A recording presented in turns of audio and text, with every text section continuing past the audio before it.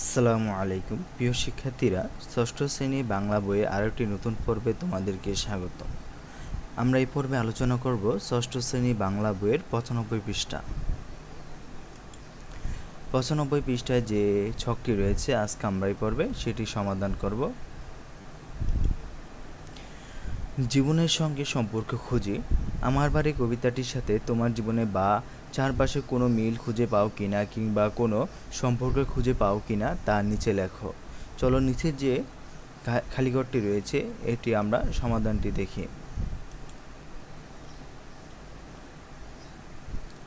উত্তরটি হচ্ছে, আমার মামা বাড়িতে আমাদেরকে আপ্যায়নের সাথে মামা বাড়ি কবিতা মিল খুঁজে পাই।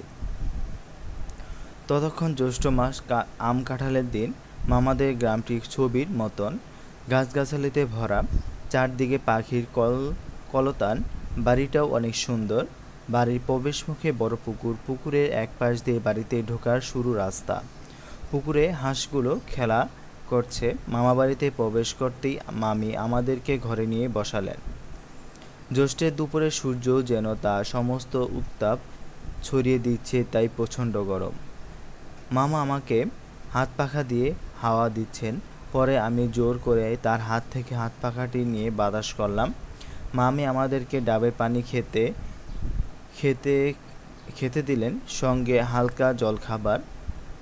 কিছুক্ষণ পর দুপুরে আপ্যায়ন শুরু হলো। নানা রকম খাবার আনা হলো।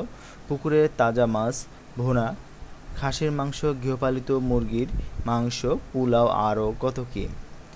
খাবার খাওয়া শেষ হলেই মামি তাদের গাভীর খাঁটি দুধ দিলেন। এরপর ফলমূলের আয়োজন, আম, কাঁঠাল, লিচুসহ নানা রকম ফল। দুপুরে খাবার শেষে একটু আরাম করে বিকেলে আমাকে মামা তাদের গ্রামটি ঘুরিয়ে দেখালেন। আমরা এই পর্বে পৃষ্ঠা নং 95 যে কাজটি রয়েছিল এটি সমাধান করে দেওয়া হয়েছে। পরবর্তী পর্বে পৃষ্ঠা নং 58 যে কাজটি রয়েছে কবিতা বুঝি যে কাজটি রয়েছে সেটি আমরা পরবর্তী পর্বে সমাধান করিয়ে দেওয়া হবে। আজকে পর্যন্তই। পরবর্তী ক্লাসের জন্য সবাইকে শুভকামনা। আসসালামু আলাইকুম।